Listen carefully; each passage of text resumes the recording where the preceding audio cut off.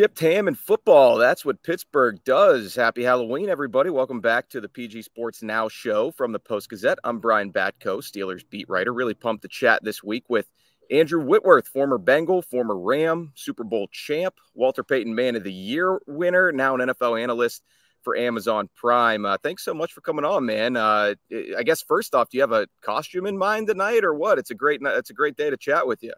Yeah, I just got all 4 kids out the house, off to school, helping them get their costumes together. I'll probably go something simple. I usually just, rock a skeleton onesie, just something fun. We'll see what happens.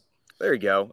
It's gonna be a nice night for trick or treating for sure. But we'll get into what could be a very physical, ugly game between these two teams on Thursday night. First, want to say this show is presented by Pella. There's no better place to get new windows and doors installed in your home than Pella. Save on energy costs year round.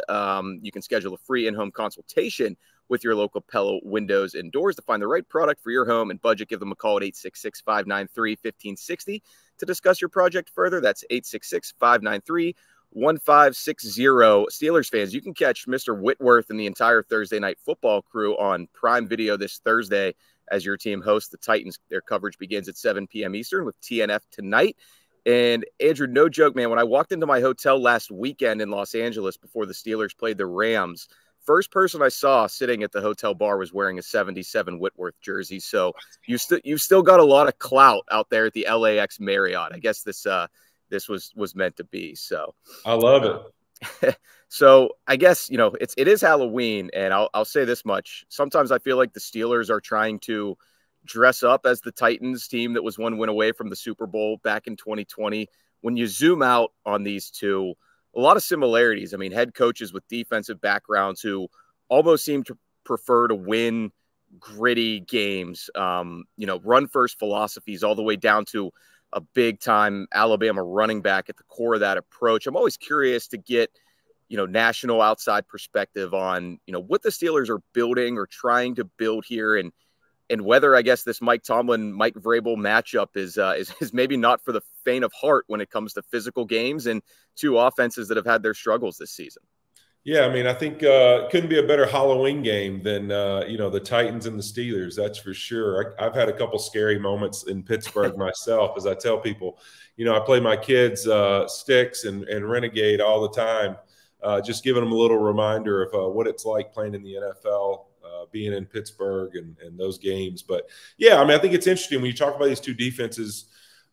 Really in the head coaches, it's very similar. I mean, you call them like guys, like just tough dudes who they almost rather see a guy play with a broken finger than see some guy out there running around playing fast, right? They want to know the guy who's like, he's out there playing injured. They love that guy. He's like the makeup of their football team. So it's going to be two styles that are very similar. One in Pittsburgh where it's not like this year they've been just dominant on defense, but they've been, take advantage of every situation, turnovers when they needed it, being able to produce scores, being able to find a way, hey, the offense is struggling. Can we make that one play defensively to help us win a game?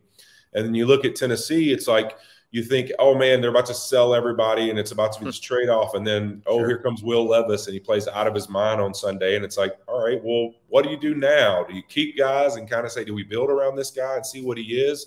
I think there's some interesting narratives around these two teams just going into this week. Yeah, we'll see what happens. I wasn't expecting that from Levis, but good on him to inject some optimism right now into Tennessee, especially offensively. The Steelers, they haven't even had a breakout game like that this season. It's been tough sledding for much of 3 years with Matt Canada as their offensive coordinator, from Ben Roethlisberger to a little bit of Mitch Trubisky to now the Kenny Pickett era off and running. Andrew, I want to ask you, I mean, as a left tackle who's been on really good offenses, tough offenses, I mean, how difficult can it be for a group of guys to pull out of a rut like the Steelers find themselves in and have for quite some time? I mean, you got fans chanting for your OC to lose his job. You've got opposing defenses talking all sorts of junk about knowing your play calls and stuff. And obviously the negativity's probably overwhelming if a player has thick enough skin to look at social media. I mean, just what do you think guys in that locker room are feeling right now as they're, I think, second to last in yards per game, 29th in yards per play, 29th in scoring, and second to last in offensive touchdowns?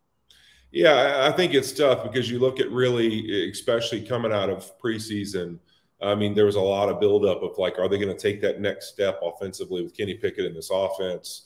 There was a lot of buildup of they feel like, they've got the right pieces now to kind of a little bit of the identity they want to have under Tomlin, but then also be explosive offensively. And they just haven't been able to have it. I'm missing Deontay Johnson for a little while, then him back. You thought, all right, here it comes. And you saw a glimpse of it against the Rams. All of a sudden, it's like, hey, things started clicking. Yep. They started playing better offensively, and you thought, all right, we're going to build from there. And then you come out again and kind of do the same thing. And so it's one of those things that it gets frustrating, not only from a standpoint of being a player, but also from a coach. It's like, you start having the blame. Is it the OC? Is it the quarterback? Is it the line? And it's just all the finger pointing starts.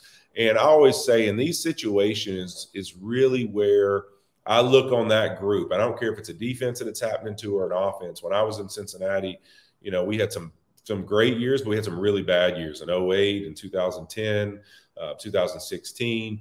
And really every one of those years, we had this bounce back the next year. And you could always look to who's the leader in that group? Who's the guy on that group that's finally going to say, hey, let's stop the excuses. Let's stop the finger pointing.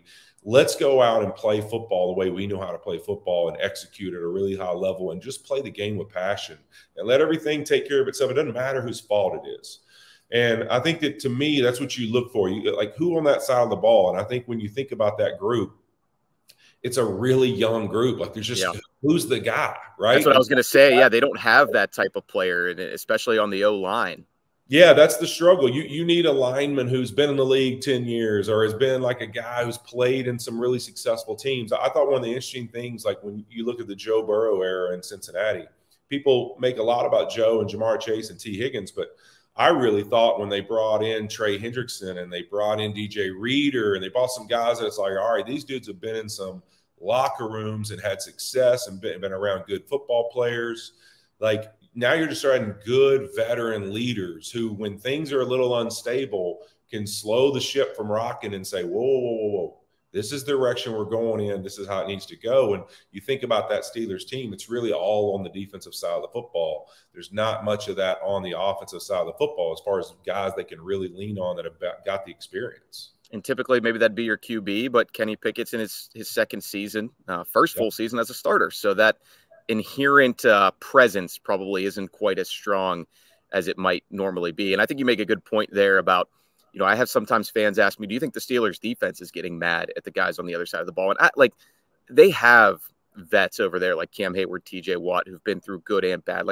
I think they understand that there's nothing productive that's going to come out of that. And they're going to keep their head down and do their job, which Mike Tomlin, of course, drills into every player every day, win or lose. Yeah, there's no doubt. I mean, Tomlin is, without question, one of my favorite coaches. When I played, now that I'm retired, I mean, still a guy that I don't know how you could have more respect and just value in that guy and who he is every single day.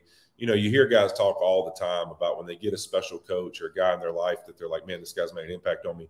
You always hear the word consistency. Like they can consistently count on who this person is and what they need from them. And I think he is the epitome of that. And so I think that you look at that defensive side of the football, I think these guys, especially the ones that have been there a while, it's ingrained in their head, man. They know, keep moving forward. The train keeps moving. There's no time to feel sorry for yourself. We'll shut a team out if we have to. Yeah. Yeah. Oh, then I think they go into games thinking we're going to find a way to make the play that wins this game for us. And I think that's more how they think about it than, man, this offense, like we're frustrated. I think they think of it as like, where's the play that we can make that wins the game? Like, and if the offense plays well, great. But if not, we'll win the game for us. For sure. Now, I mean, they don't have a lot of time to pick up the pieces from that 2010 loss to the Jaguars, short week to try to figure things out. I mean, in your experience, these quick turnarounds, I mean, how much do they maybe favor the home team? Or like in this case, is there something to be said for the Titans coming in here with some momentum and some mojo behind that big win Sunday against the Falcons? I mean, how do you kind of compare and contrast that versus, the Steelers come off a disappointing loss dealing with that, but at least they're at home and the condensed schedule is maybe a little bit easier? Yeah, and I think, what, it's one of those things too, it's so early in the season. Here we are at this midway point. Maybe Jacksonville's a lot better football team than we probably give them credit for, and so I think that for the Steelers, it's like, hey, You lost a game against a tough opponent where you just didn't make the plays and you didn't play well enough. But, hey, we got a short week. We don't have time to feel sorry for ourselves. The only way we're going to get ourselves to stay in this division race, to stay in the playoff hunt, is to bounce back on a quick week. Sometimes these Thursday nights when you're at home, I think it's an advantage because – well, it's an advantage at home, but also just off of a loss because it's like, man, we don't even have time to think about that. Like, let's strap the pads back off, wash our jersey, get the thing steamed, and let's go back out on the field because that's what it feels like time-wise to you. Because when you lose, Monday and Tuesday are miserable. And on a Thursday game, you don't have to go through that because you don't even have time to go through it. And so it's like, man, get me back to Thursday, get these pads back on me, and let's go fix what we did wrong this past weekend. And I think that bodes well for them because also I think that even though Will Levis played great and the Titans had a good win, I really thought that, the game played perfectly for him. If you really watch that tape, not a lot of negative plays in the game. They executed in the run game. They kind of were able to stay on schedule with, I guarantee you, everything they had in the plan to really go after the Falcons. And so because of that, it was Sure. Here comes that train behind me as the Steelers. Hey, baby, it's Pittsburgh. Let's go. For sure. Well, switching gears here before we wrap up, man. You mentioned Sticks and Renegade at the beginning. I mean, what's your best story or memory of all the games you played in Pittsburgh over the years? I went back and looked at 22 of them with the Bengals. One of those was a playoff game. And then one even with the Rams in 2019. Any good anecdotes on James Harrison, Steelers fans, interactions with Tomlin, anything that comes to mind for you? I think one of my favorites playing James is that, over the years, people would ask us, ask me or him or whatever about our matchups we played. And he just went into the Steelers Hall of Honor, too. Yeah, I know. It was awesome to see. I was talking on our production call this week. I wished it had been this Thursday night just because I'd love to have seen him. But, I mean, the cool thing about our battles over all those years is guys would ask, like, what's the trash talk like? I was like, listen, if you know James and you know me, like, I don't know if we've ever said a word to each other in the 10 years we played against each other. Like, we don't ever say a word while we're playing. But I can remember my memories, and I said this to our TNF team yesterday morning on our production call. Sticks playing, the guy coming over, on the speaker, just yelling out, hey, James Harrison is one more half sack from passing whoever, right? Every time I was there, I felt like it was – dang, I'm here and James Harrison's going to break some record today if I give up a sack. And I'm going to have to listen to all these terrible towels and people screaming and all this mess. But those are my memories of playing there, man. What an amazing stadium and just that Steelers defense, man, back in the day. Golly, I mean, really special. Casey Hampton and all those guys. I mean, Kiesel, you name it, Ferrier, Palomalu, Ryan Clark. Gosh, I remember all those guys like it was yesterday, man. It was special games. But you know what? I do have a claim to fame in Pittsburgh. Okay. Brian.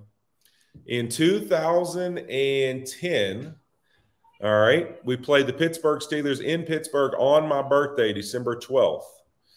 And I actually caught a touchdown pass on the opening drive of the game. Okay. I don't know if this is an NFL history stat, but it was actually the only offensive touchdown scored in the game because the Steelers scored, I think, 2 pick sixes in the game. Sounds about right. A field goal, and we scored a touchdown on offense, and that was the only offensive touchdown in the game scored by an offensive lineman.